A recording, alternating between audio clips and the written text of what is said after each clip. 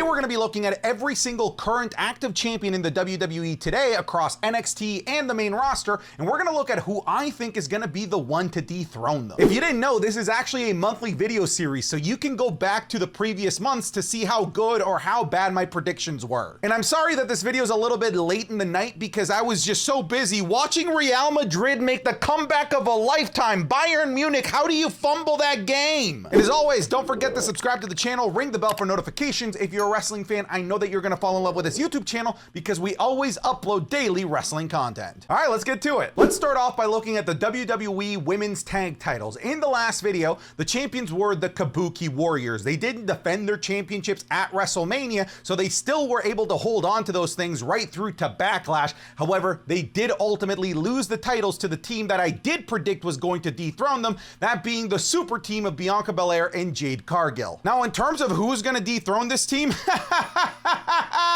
good fucking luck, folks. There's no one in the WWE today that's going to dethrone Bianca Belair and Jade Cargill. I'm gonna tell you right now, this championship reign doesn't end when somebody beats them. This championship reign ends when one of them decides they don't want to be part of this tag team anymore. The only way that this championship ends is if one of them turns on one another, or maybe the gods of Olympus come together to try and take out Bianca Belair and Jade Cargill, because maybe a tag team of maybe like Zeus and Poseidon and maybe some outside interference from Hera or maybe Hades, who knows, maybe then you might be able to defeat a crazy ass powerful team of Jade Cargill and Bianca Belair, because as it stands, these are the only entities that could defeat this team. Because when I look at the landscape of the women's tag team division, zero chance that any of the current active tag teams can actually beat them. So I say again, the only way I see it happening is if one of them turns on one another.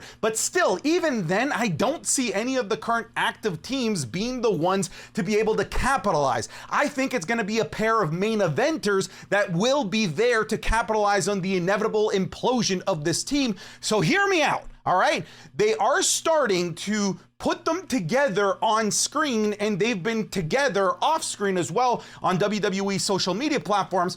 What do you think about Nia Jax and Tiffany Stratton? Because they on screen, they're starting to become buddies. I mean, this would be a great, terrible twosome of heels that could come together. They are realistic main eventers that could take out perhaps maybe Bianca Belair and Jade Cargill. But to me, this is maybe the only combination of women right now that could realistically actually come together, because sure, I can say Rhea and Charlotte Flair come together. That's a team that has a chance. But this is an actual realistic team that could come together and take the titles off of Bianca and Jade. But like I said before, as it stands, it's the gods of Olympus that have the best chance. Next up, let's look at the WWE Raw Tag Team titles that are now called the WWE What the hell are these called again? I just confirmed it is the WWE World Tag Team titles. They just recently changed the name. They got a new pair of titles since the last time that we made this video. But the current champions are Team Awesome Truth,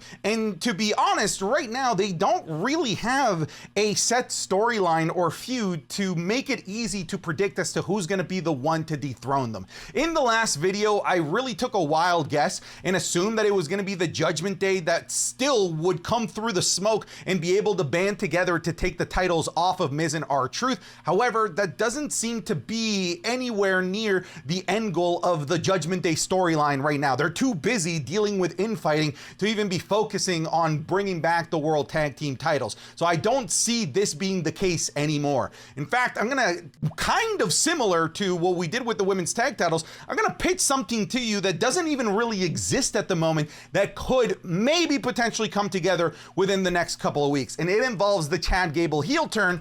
What about a heel Creed brothers coming together under the tutelage of Master Gable to take the titles off of Awesome Truth? We saw Gable trying to train Tozawa and Otis to take the titles off of them. There was even some negotiating backstage, and that didn't work out, which led to Gable being pissed. Maybe it'll lead to Gable bringing these two to replace Tozawa and Otis as like his tag team protege, and maybe this heel version of the Creed brothers is what comes together together to take the titles off of the incredibly lovable Awesome Truth, because right now there's nothing really in the title picture to help me see in the future as to who's going to take these titles off. I have to go pretty much entirely off of speculation. In terms of the World Tag Team titles, which are the titles over on SmackDown, the current champions are A-Town Down Under, who won the titles as part of the ladder match at WrestleMania 40, just like Team Awesome Truth did. Chelsea Green! Yeah. Holy shit!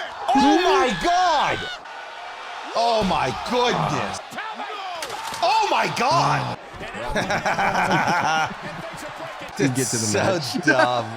That was a sneak peek of this week's insane lineup of matches for the Wrestling is Cool Match Club, which is available exclusively on patreon.com/SantiZap. This week, you're getting the NXT North American title match, an intergender match between Chelsea Green and Penta, a death match between Samoa Joe and a guy named Necro the Butcher, the Wyatt family versus The Shield, and Cody Rhodes versus Dustin Rhodes. I genuinely believe that this is going to be our best week of content on the Patreon ever. It's just more content that I can't show you on Patreon, and with how violent some of these matches are this week, I couldn't show them to you on YouTube even if I wanted to. On top of that, you get the Wrestling is Cool podcast 3 days early. This week's episode is already up. You get the Raw reviews and the SmackDown reviews as well. We're doing our absolute best to get you the best value on this Patreon. I really think that if you check it out, even for just 1 month, that you're gonna fall in love with it. So again, that's patreon.com/SantiZap, patreon.com/SantiZap. Check the top link in the description or the link that I'll put in the pinned comment. All right, back to the video. In the last video, I had predicted that it was going to be Kevin Owens and Randy Orton that would band together to go after these titles. However, this hasn't even come to fruition. They did come together as a tag team, but they're taking on a much bigger, much more important evil right now in the Bloodline. And I just don't see how these two are going to take a detour and go after the tag titles when you've got Tama Tonga, Tonga Loa, probably Jacob Fatu soon, and of course Solo Sikoa breathing down your neck. I don't see these guys going after the World Tag Team titles anytime soon, unfortunately. So instead, we're gonna go in a different route, another set of new baby faces that have recently come to town, that being DIY, who were so close to being able to get the titles on Monday Night Raw, but they weren't able to, and they've been drafted over to SmackDown, and they have a history. At the very least, Johnny Gargano has history with Austin Theory as part of the way. So maybe this is how we bring them together. But similar to some of the other ones that I've already talked about, this is really speculation. There's nothing concrete at the moment that really tells us that this is the path that the tag titles are going to go down in. The NXT tag titles are even more directionless than all the other tag titles combined at the moment. We do have new champions in Nathan Frazier and Axiom, and in the last video, I said that it was gonna be Authors of Pain that were gonna take the titles off of them. And since the last video, Authors of Pain did have a tag team title opportunity against Axiom and Frazier, but lost because of involvement of New Catch Republic, which is this feud that they're having across SmackDown and now Monday Night Raw that bled into NXT. However, I think that the Final Testament is there to stay for the long haul in NXT, alongside Karrion Kross and Scarlett. I think they're all gonna be down there for quite some time. And I do still think they are going to be the ones that will take the tag titles off of Axiom and Nathan Frazier.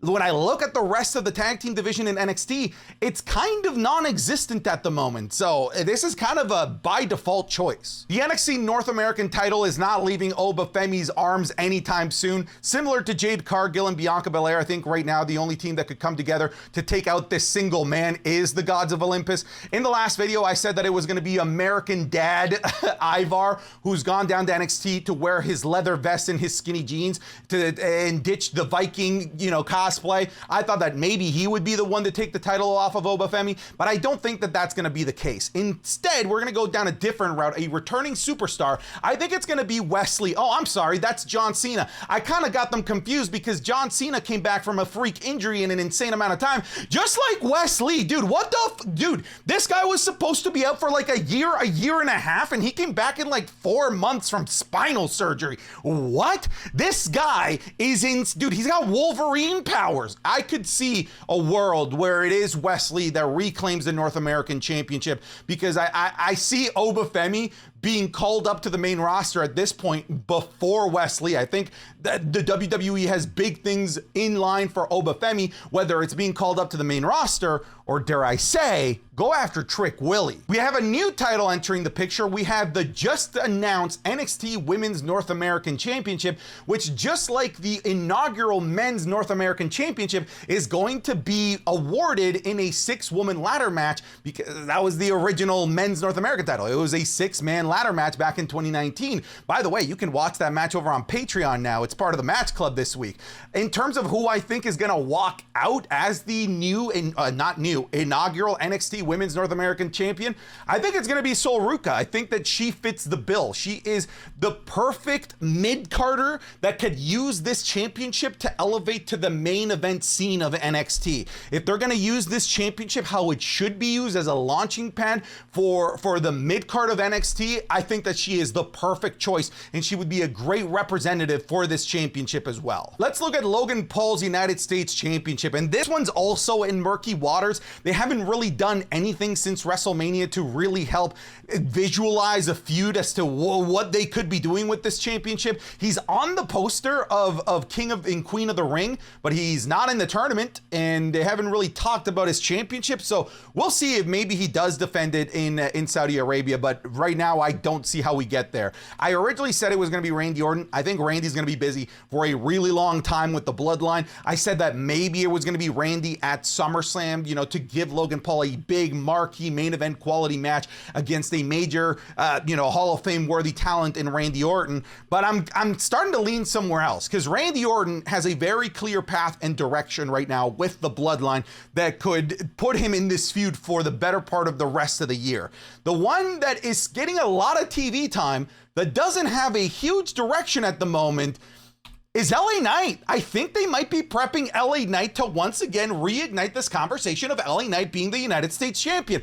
Here's the thing, all right? I've been burned by this prediction plenty of times last year, because for month after month after month, I was predicting it was going to be LA Knight to take the title off of Logan Paul. And not only did they not come to fruition, they didn't even have a freaking match. But this is different. I'm going back to the LA Knight well. I think it's going to be LA Knight, and I think it's going to be SummerSlam. The Sami Zayn situation as the Intercontinental Champion has really changed since the last video, because in the last video, I said it was going to be Chad Gable because they had a scheduled match in Montreal for the Intercontinental Championship. I thought that was going to be a great place for Chad Gable to do something underhanded, turn heel, and win the Intercontinental Championship in front of Sami's hometown. He ended up losing, but he did turn heel, so I got part of that prediction right. However, I don't know. I don't know that it's going to be Chad Gable anymore, because we have Bronson Reed that's recently entered the picture, and the WWE is very clearly incredibly high on Bronson Reed. I wouldn't be surprised if it's now the plan to have Bronson Reed become your Intercontinental Champion instead of Chad Gable. I don't love it. I love the idea of Chad Gable, the Creed brothers, creating a gold-draped faction, but I don't see it anymore. I wish I could see it, but I don't. I'm visualizing Bronson Reed right now as champion more than Chad Gable, so that's who I'm going to go with. And there is a scheduled match at the King of the Ring. King and Queen of the Ring is the name of the PLE at the end of the month, so we will be able to analyze this next month to see how right or wrong we were, because all three of these men are in that match. It's a triple threat. The NXT Women's Champion is currently Roxanne Perez, who won the championship at WrestleMania weekend at NXT Stand and Deliver from Lyra Valkyria. I'm going to keep the exact same prediction, because when I look at the landscape of the women's side of things in NXT, a lot of the top women have left NXT because they just lost Lyra Valkyria. They lost Blair Davenport as well, and Blair Davenport to me was one of the most main event ready women in NXT, and clearly the WWE saw that as well, because I saw her as a potential NXT Women's Champion. So there isn't too many contenders right now for Roxanne Perez, which is why they're dipping into the well of the main roster, and why she just had a championship defense and mini feud there with Chelsea Green. I still think, not Bronson Reed. It's not going to be Bronson Reed. I think it's going to be Julia. I'm going to keep it simple. I think that they're hiding her. They're letting Roxanne Perez beat other folk first to help legitimize her new championship reign for her to eventually lose to Julia. In the last video, the WWE Women's Champion was Bayley, and it's still Bayley because she was was able to defend her WWE Women's Championship in a triple threat match against Naomi as well as Tiffany Stratton. Here's the thing. In that match, both Naomi and Tiffany Stratton were actually protected in that finish because Naomi, even though she took the pin, she didn't take the pin because she was taken out, knocked out, or bested. She was just outsmarted by a savvier veteran in that roll-up sequence. So I feel like Naomi is still protected. Tiffany Stratton was not involved in the finish, so that by default protects her. I still think it's Tiffany Stratton. I really genuinely believe that this is who they're setting up, whether it's a Clash at the Castle, Money in the Bank, SummerSlam. I think it's inevitable. I think when I'm looking at my clock, I'm looking at the countdown to Tiffy time, folks. Well, isn't this just freaking depressing? In the last video, the Women's World Champion was Rhea Ripley. And I said, you know what? Maybe it's going to be a crazy world where she holds this thing and loses to Charlotte Flair when Charlotte Flair comes back from injury. And I said this would be just so bad. This would be the worst thing that could possibly happen. But I thought it was the most realistic thing that could happen when I looked at the landscape of Monday Night Raw pre-draft. However, I jinxed it because something worse was possible, and it did happen, and that was Rhea Ripley having to vacate the Women's World Championship due to an undisclosed injury. We don't have that information at the moment.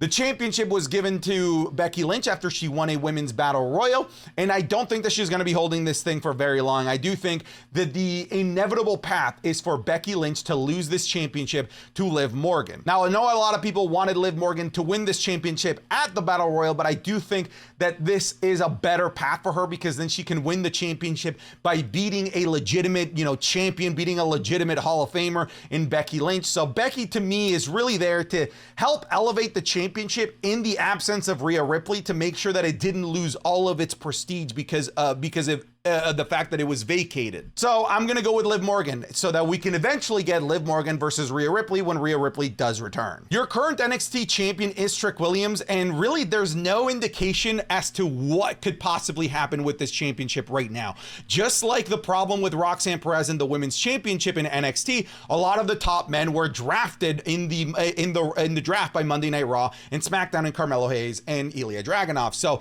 there is a void right now, and he is feuding with the leader of Metaphor in Noam Dar, and I love Noam Dar. I think he's a great worker, but I just don't see him being the one to end this reign that so many of us were really excited to see. So I don't think it's going to be Noam Dar. I think it could be somebody further down the line. I alluded to it potentially being Obafemi. There was a small stare down between Obafemi and Trick Willie that maybe hinted at something in the future, but it really was just like 2 seconds. And like I said, man, like if Obafemi is going to lose the North American Championship, I think it's to be catapulted to this championship right here. But I'm going to give you a different answer just to get your gears moving. And again, we'll revisit this in 1 month. What about Karrion Kross? Karrion Kross has made it clear that he's down in NXT to win everything. Tag titles, singles titles, you name it. They want to win everything. And if we're looking to legitimize Trick Williams, then I think a feud with Karrion Kross could be a way to do it. But Karrion Kross also never got his run in NXT with fans. And maybe this is a way to help rejuvenate the career of Karrion Kross, that career that many of us felt has been just sort of floating around ever since he returned to the main roster in 2022. Maybe. Just maybe. We have El Campeón, the World Heavyweight Champion, Damian Priest. In the last video, he was the champion. He is still the champion because he retained against Jey Uso at Backlash. And in the last video, however, I said that it was going to be Drew McIntyre to defeat him. I was way off because it wasn't even Drew McIntyre that got the #1 contendership against Damian Priest at Backlash. And right now, Drew McIntyre isn't even close to the World Heavyweight title picture. Hell, neither is CM Punk or, of course, Seth Rollins, the three guys that were a part of that shark circle around the World Heavyweight Championship aren't around really to be part of that championship scene. And Drew McIntyre seems to not be part of the scene anymore. I think his feud is with CM Punk for the foreseeable future for no title at all because it doesn't need one. I still think it's Jey Uso. I know he lost to Backlash, but he didn't lose clean. There was a lot of shenanigans. He had the match won. He's feeling like a megastar. He was the #1 overall pick for Raw, and he's the top babyface on Raw as well. Look, I'm just connecting some dots here. I think it's going to happen at some point during this summer. I just don't see Damian Priest's reign lasting very long. I don't think it goes beyond Jey Uso. And with this one, I'll be super quick. The current WWE Undisputed Champion is Cody Rhodes, who won the championship at WrestleMania 40 against Roman Reigns and finished his story. He just defended the championship in a phenomenal match against AJ Styles in Backlash France, but I don't think anything changes. I think that this train has one destination and one destination only. It's the SmackDown Hotel, folks. He's going right down Jabroni Boulevard to meet against The Rock, whether it's SummerSlam, WrestleMania, Saudi Arabian show. This is the path that they're going. It's inevitable. It's The Rock versus Cody Rhodes at some point or another. I'm going to say it's still The Rock. I'm not changing that prediction. All right, folks, that's the predictions for this month. I'll see you next month, but that's it. I'm done. Get out of here.